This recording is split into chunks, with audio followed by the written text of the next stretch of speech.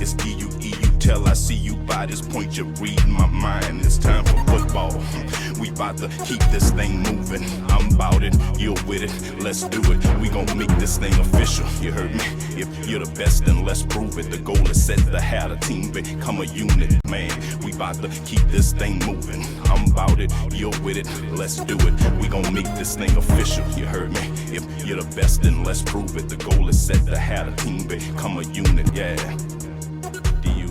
Welcome to Football Game Plan's NFL All 32 show. I am Emery Hunt, the czar of the playbook, and today it will be all about the Tennessee Titans as we start to preview the upcoming 2021 NFL season. We'll take a look at some training camp quick hits, some reasons for optimism, as well as some causes for concern, in addition to our positional breakdowns on both sides of the ball. But first, let's take a look at some of the key storylines heading into the Titans season as we go into our 4-minute offense.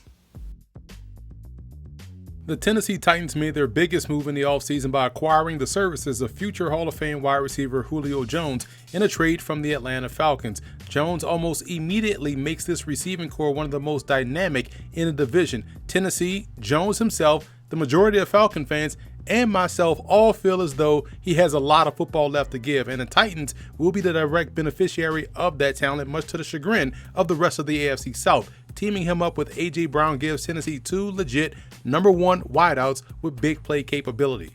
Tennessee was also busy on the defensive side of the ball trying to beef up the pass rush. This was a team that finished 30th in sacks last year with 19 and really needed to add some punch within their front seven to help Jeffrey Simmons and Harold Landry. Bringing in defensive lineman Danico Autry and edge rusher Bud Dupree, along with the drafting of Rashad Weaver out of Pitt in the 4th round, can go a long way in helping improve those numbers. And we know what an improved pass rush will do for a defense. It will more than likely yield an improvement in the secondary as well.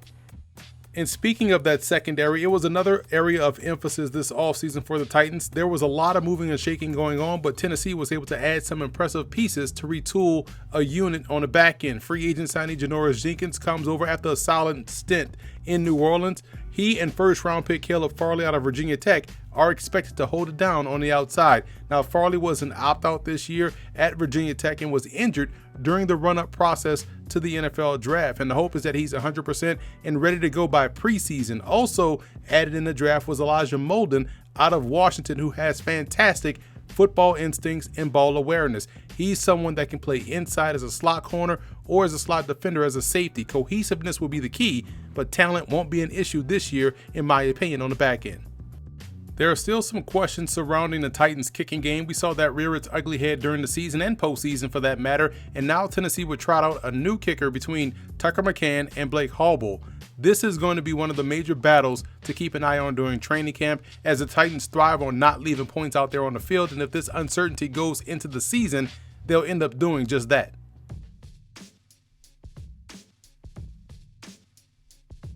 Since coming over from the Miami Dolphins, Ryan Tannehill has been exactly what the Titans needed at the position. He checks off a lot of boxes. He's athletic, he's situationally aggressive, and protective of the football, all of which has led to a lot of winning in Tennessee in those 2 years, including 2 trips to the playoffs and 1 AFC Championship game appearance. The only issue for me is that I would like to see him speed up the internal clock in terms of feeling pressure. I feel like he takes far too many unnecessary shots in the pocket when he's athletic enough to quickly make a decision and get out of dodge. But overall, he's doing a really good job of leading this offense. The more intriguing storyline to follow during training camp will be between Deshaun Kaiser and Logan Woodside for the number 2 job behind Tannehill. I like Kaiser and his physical tools. He's a lot like Ryan Tannehill in that regard, and you hope that being in a system like this, it'll help him curb those turnovers, flatline his game, and give the Titans hope that he can be a strong plan B if something happens to their plan A in Tannehill.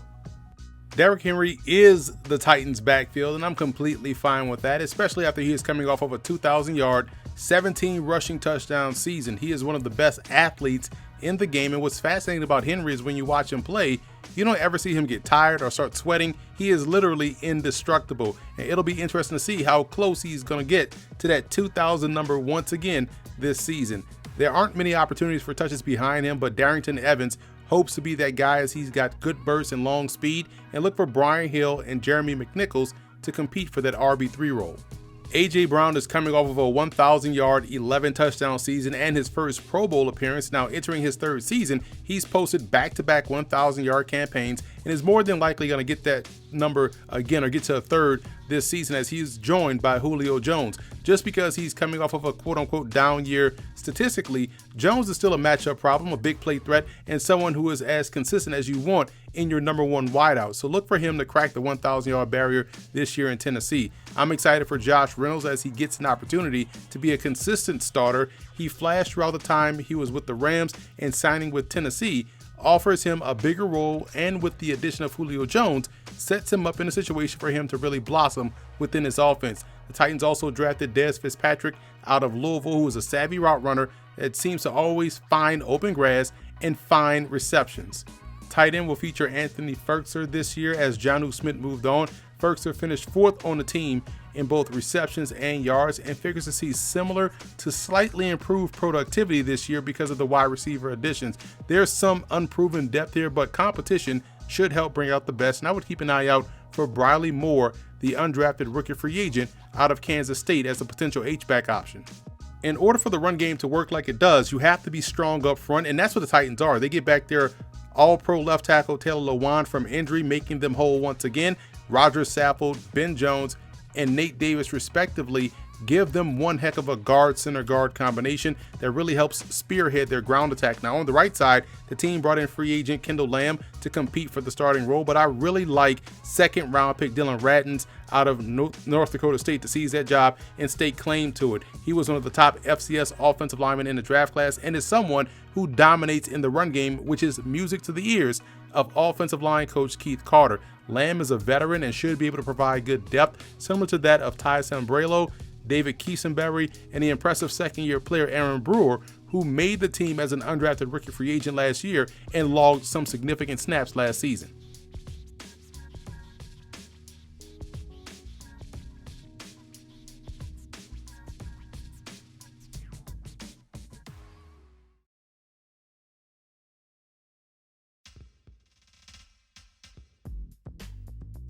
A lot will be expected of this group this year, as they really need to amp things up along the defensive line. Jeffrey Simmons is a stud that has been excellent since getting on the field as a rookie. He can become more of a pressure type player if he was able to get some help, which should happen this year with the signing of Danico Autry. He's a lunch pail type guy that works and works and works, and has been a steady player everywhere he's been. Elsewhere is where the competition will be fierce, as the team hopes that Larrell Murchison can take that step forward in his second season. The same with Teair Tart, who at times looked the part, but consistency for both guys is where that next step in their progression will have to take place. Adding Bud Dupree, if healthy, gives them someone who is a perfect complement to Harold Landry on the opposite side. Now, Dupree really turned it on the last couple of seasons in Pittsburgh, and if he's fully recovered from his injury, he should continue that trend in Tennessee. Landry was the sack leader for this team last year with 5.5, and I feel as though with a competent pair on the opposite side that he'll easily get into that double-digit sack category. Rookie Rashad Weaver out of Pitt has a really good set of skills and is a solid point-of-attack player. I liked his overall savvy coming out of college, and he figures to give them good rotational minutes along with the speedy Derek Roberson. Now on the inside, both Jayon Brown and Rashaan Evans are solid guys, both playing with something to prove this year, as Brown is in a contract year and Evans wasn't able to get his fifth-year option picked up by the team. That situation puts a lot of pressure on third-year backer David Long and rookie third-round pick Monty Rice out of Georgia to show potential this training camp and preseason to help the team decide if they can be the future at inside linebacker. We spoke earlier about the retooling of this unit, especially at the cornerback position with Janoris Jenkins and rookies Caleb Farley and Elijah Molden. When you add in second-year player Christian Fulton returning from injury, things are definitely looking up on the back end, as Fulton should be their starter inside at slot corner. Molden is a key player because he can play virtually anywhere in the secondary. Safety is stable to me because of superstar Kevin Byard, who is still one of the best ball-hawking players at the position in the NFL. He'll have a new starter opposite of him in Amani Hooker, whose game is a lot like Elijah Molden in the sense that he's an instinctual player that seems to always be around the football. Look for Breon Borders, Chris Jackson, and Brady Breeze, another rookie, to provide depth across the secondary.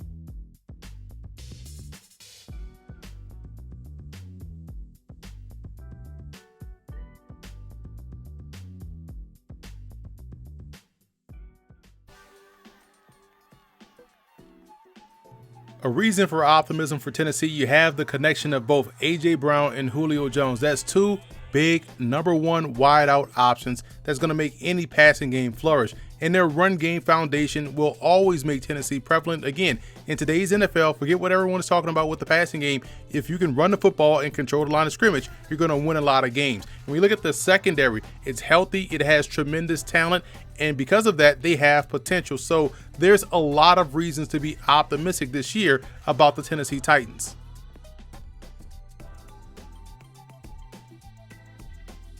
A cause for concern would be if Bud Dupree isn't ready to go. And we're talking about not ready to start the season, kind of slow walking his way back into the lineup, because they brought him in to be the co-pilot to Harold Landry. And if he's not ready to go, it could hinder their success as a pass rushing unit. And if the kicking game is still questionable, we know they are big on special teams out there in Tennessee. And if they can't depend on their kicking game or count on their kicking game to help them win games late in the season, it could be a problem. Let's take a look at some training camp quick hits, and we're looking at some camp surprises. On offense, it's going to be Deshaun Kaiser. I think he has a great opportunity in Tennessee to win that QB2 job. I'm excited to see how he competes out there at training camp, and I think he'll surprise some with his play in the preseason. And Ola Adeyemi, the free agent acquisition from the Pittsburgh Steelers, I think this guy is an underrated option as a pass rusher. He dealt with a lot of injuries earlier in his career, but when he's out there on the field, going back to his collegiate film, this dude can really get to the quarterback. Dylan Rattens, to me, would be the offensive rookie impact player. I think he's a plug-and-play guy starting on that right side. You saw what he was able to do out there at North Dakota State leading that run game. I think he'll do the same exact thing in Tennessee with Derrick Henry finding a lot of room running behind him. And on defense, Caleb Farley. They brought him in to be the lockdown corner. He was my number one corner in the draft class. I think he is an outstanding talent that has the footwork, the instincts, the ball skills, everything that you want to be a top-tier player year one. Some X factors on offense, I look at Josh Reynolds. They brought him in initially to be their number 2 wide receiver opposite of A.J. Brown, but now with Julio Jones coming aboard, that bumps him down to number 3. If he can hold his own inside as a number 3 wide receiver, just sort of like he did out there in LA, this offense could be really dangerous from start to finish. And on defense, Danico Autry, he was brought in to help take some of the pressure off of Jeffrey Simmons. If he can be a disruptive force up front and kind of force Simmons into more one-on-one situations, then his Titans defensive line should be excellent in 2021. And finally, looking at some breakout players on offense, it's pretty much an obvious one. Anthony Firkser is next up on the depth chart. He's the number 1 tight end. No more Jonnu Smith, so expect him to get those targets that Smith got and look for him to thrive because he's a very good receiver. And defensively, with health permitting, I think Christian Fulton will break out this year. He's not dealing with an injury. He's not dealing with COVID protocols. This is a guy that's going to be out there on the field, probably as a slot corner in the area where he can thrive because of his athleticism, his ability to drive on the football, and his overall skill at the position.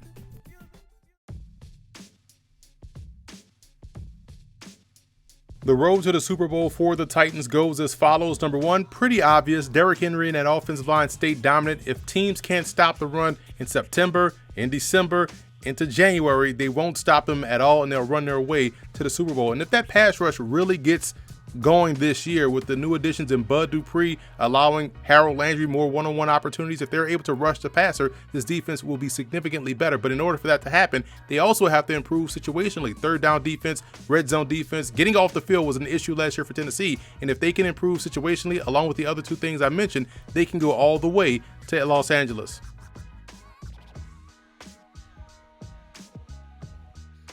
I have the Titans finishing first in the AFC South. Just a solid team all around, meat and potatoes type football team with the run game, with the big receivers out on the outside. And I think defensively we'll see a much improved unit, and any improvement of what we saw last year in terms of situational defense to go along with their ability to close out a game because of their run game, the Titans will be in the postseason once again this season. So that's it for this edition of Football Game Plan's NFL All 32. I am Emory Hunt, the czar of the playbook. Be sure to follow me on all of my social media accounts, and don't forget to check out and subscribe to the Football Game Plan Network located at youtube.com/footballgameplan. Also subscribe on iTunes to Football Game Plan Podcast and leave us a 5-star rating. It's DUE, you tell I see you by this point, you're reading my mind. It's time for football. We about to keep this thing moving. I'm about it, you're with it, let's do it. We gon' make this thing official, you heard me? If you're the best, then let's prove it. The goal is set to have a team become a unit, man. We about to keep this thing moving. I'm about it, you're with it, let's do it. We gon' make this thing official, you heard me? If you're the best, then let's prove it. The goal is set to have a team become a unit, yeah.